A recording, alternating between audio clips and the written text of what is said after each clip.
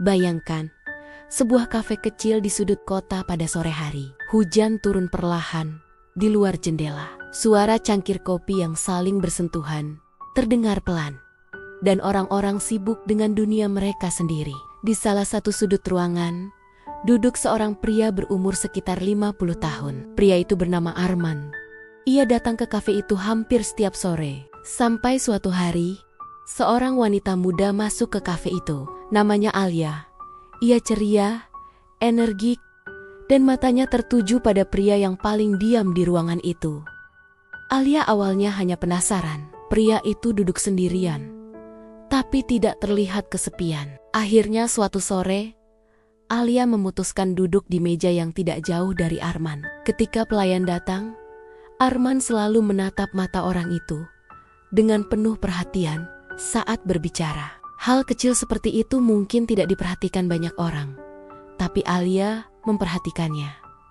Beberapa menit kemudian, buku Arman jatuh ke lantai. Alia refleks berdiri dan mengambilnya. Ketika ia menyerahkan buku itu, Arman menatapnya sejenak dan berkata dengan suara tenang, "Terima kasih."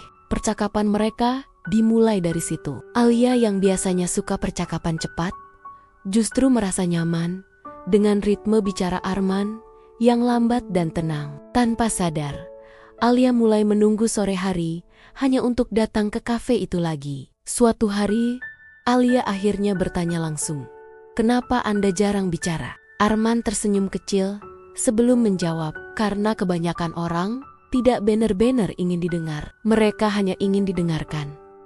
Disitulah Alia mulai menyadari sesuatu. Selama ini ia bertemu banyak pria yang mencoba terlihat menarik, tapi sangat sedikit yang benar-benar mendengarkannya seperti Arman. Disitulah Alia menyadari rahasia aura sunyi pria ini.